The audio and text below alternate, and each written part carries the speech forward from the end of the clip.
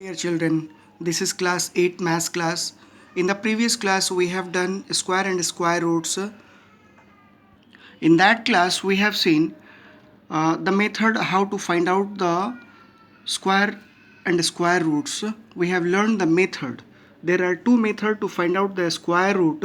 First by prime factorization method, second by long divisional method. We have solved some questions related to this method.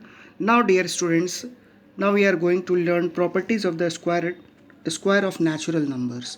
The first property is the square of even numbers are even while the squares of odd numbers are odd. Second property tells us perfect square never ends in the digits 2, 3, 7 and 8.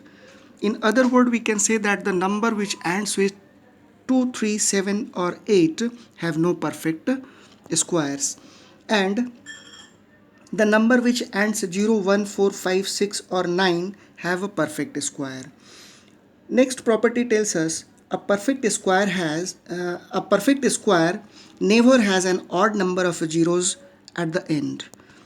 For example, 2560. In this number there is only one zero, so it has no perfect square root. We can't find out the perfect square root of this number. Now we will see Pythagorean triplets. Dear students, I hope all of you are aware of Pythagoras theorems. There was one great mathematician whose name was Pythagoras. He tells us that in a right angle triangle, hypotenuse square is equal to the perpendicular square plus base square. This Pythagorean triplets is also related to the right angle triangle. Here we will learn that Pythagorean triplets are the numbers where if we will add two sides, that must be greater than the third one. Then only we can say that all these sides are Pythagorean triplets. Suppose in a triangle, side A, B and C, there are three sides are given. If we will add any two sides, then it must be greater than the third one. Then only we can say that it is a Pythagorean triplets. For example, 3, 4, 5. If you will add 3 plus 4, that is equal to 7, it is greater than 5. If you will add 4 plus 3, 4 plus 5, that is equal to 9, which is greater than 3. And if you will add 5 plus 3, that is also equal to 8, which is greater than 4. So in any two numbers, if any two numbers you will add and the result is greater than the third one, then we can say that the numbers are Pythagorean triplets. Now students, we will start exercise. The first question of this exercise is find the value of each of the following. First question is given, first part of this question is minus 1 7 by 11 square. We have to find out the square of this number. Second part is given 3.5 square. Let us find out the square of this question. It is given in the mixed fraction. First part is given in the mixed fraction. So let us convert it into improper fraction. 11 1 11 plus 7, that is equal to 18 by 11 square. That is equal to minus 18 by 11 into minus 18 by 11. Now ignore this negative sign first and multiply these numbers. 18 18 ja 324 and minus into minus plus. 11 11 ja 121. So this will be your answer, 324 by 121. Next question is 3.5 square. It means we have to multiply 3.5 into 3.5 two times. When you will multiply, you will get it the answer 12 1225. Now after how many digits, so we have to put it the decimal. See here, after one digit decimal is written, and here is also after one digit decimal is written. So after how many digits decimal will come? 1 plus 1, 2 digit. After 2 digit from the right hand side, we have to put it the decimal. So 12.25 will be our answer. In second question, it is given find the square root of each of the following by prime factorization method. First part is given 256, second part is given 60,025. Let us find out the square root of 256 by prime factorization method. We will find out the prime factors. So first we will divide this number by the smallest prime number. by 2.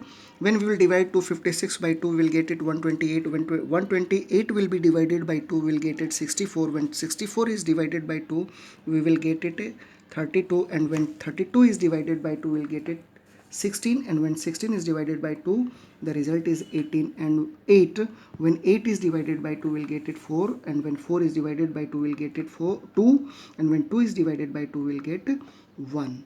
So we will write down a square root of 256 is equal to, we will write down all these factors. This is called factor, no? So how many factors are there? 1, 2, 3, 4, 5, 6, 7, 8. So 1, 2, 3, 4, 5, 6, 7, 8. Now we will make it a pair.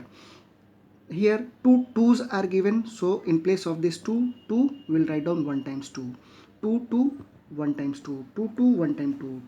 2 2's are there, so 1 times 2. Now we will multiply all these 2. 2 2 is 4, 2 is 8, 2 is 16. So square root of 256 is equal to 16. This will be our answer. Next question is 60,025. Again we will make it a prime factorization method. Prime factors of this number.